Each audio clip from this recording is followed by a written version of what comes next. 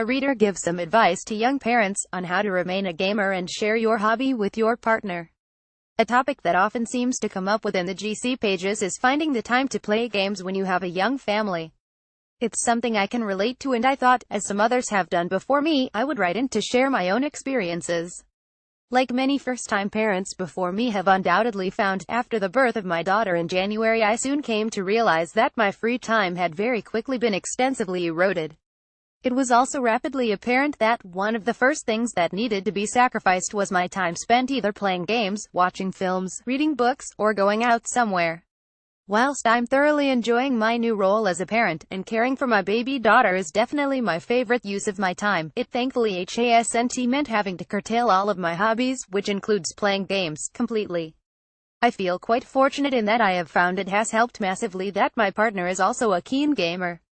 My wife enjoys playing games as much as I do, and so something that we've found to work well is taking an occasional tag team approach to the situation whereby one of us takes a well-deserved break and plays for an hour or so whilst the other one is on baby duty, and then we switch roles later in the day or evening. In this way, both of us have been able to rack up dozens of hours each on Zelda Breath of the Wild over the last couple of months, while at the same time neither of us need to feel bad or guilty about ignoring their parental duties. Perfect then, of course, once the little one is in bed for the night, ideally before 9 p.m. if all goes well, and providing we can still keep our eyes open, we can have an hour or so of playing a game together, with Overcooked being a particular favorite of ours at the moment, though we have to try and keep the shouting at each other to a minimum. Sharing a common interest such as this has been a big help. Obviously, not all partners will be interested in playing games, but taking turns to have a break doing something else works as well, as it allows you to de-stress a bit and, hopefully, feel reasonably rested, which, let's face it, is good news for everyone. Another topic that has come up recently has been board games, of which my wife and I are also big fans, particularly over the last couple of years.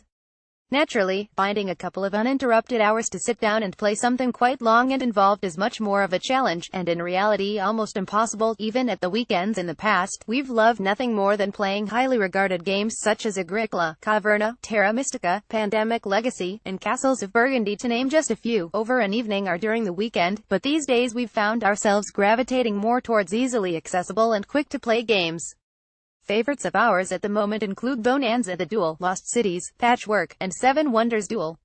I would highly recommend these games as they are easy to learn, quick to set up and fast to play, but also quite strategic, thereby satisfying that gaming itch. It also means both of us are able to enjoy a bit of gaming time together, which is always fun. Further to this, it could also be a great way to introduce your partner to gaming, especially if they aren't so keen on the video variety. Grabbing a drink and putting on some quiet background music can create a great atmosphere for some fun and relaxing board card gaming to finish the day. So in short, I've found that it can definitely help to target shorter games, with pick-up-and playability a key feature. It's one of the reasons we love our Switch, the ability to be able to pick up the controller, press a button and be straight into the game once our baby daughter starts her nap is invaluable. It's a feature that's easily dismissed or overlooked, especially when you consider that you probably only need to wait a few minutes to load up a game on another console. But even Zelda, a super long and involved game, becomes so much more accessible when you can just dive straight in and pause at any moment. Mobile phone games have thrived in the smartphone era because of this factor. My PlayStation 4 has sat beside the TV, largely untouched for several months, just for this reason alone. I'm sure there are plenty of people out there with similar experiences to ourselves, that have been able to overcome time deficiencies in order to fit in some game time, or conversely may have struggled.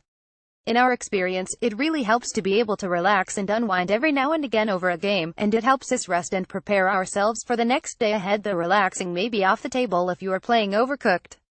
I hope that by sharing my own experiences I can be useful for someone out there with a young family in need of some ideas to fit in some invaluable game time. By reader Daniel S. The reader's feature does not necessarily represent the views of Game Central or Metro. You can submit your own 500 to 600 word reader feature at any time, which if used will be published in the next appropriate weekend slot. As always, via email gamecentral@acmetro.co.uk, and follow us on Twitter.